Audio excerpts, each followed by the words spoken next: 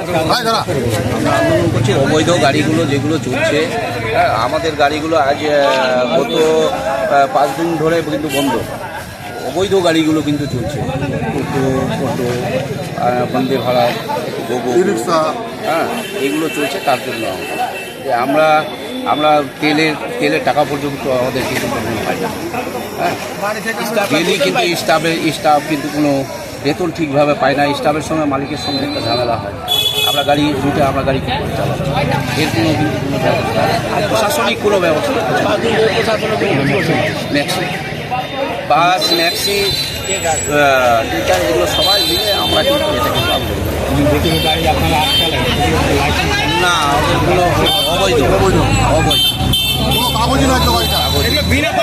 Permit নাই, without permit কোনো কাগজ নাই নেই এখন পর্যন্ত। আমরা তার জন্য কিন্তু আমরা স্টেপের জন্য আমাদের যা কিছু করার ডিএম, আরটিও, এসপি এদের সবারই কাছে যতদিন না সমাধান হচ্ছে। শেখ আনোয়ার, বাড়ি নসিপুর, ইউনিয়ন সেক্রেটারি।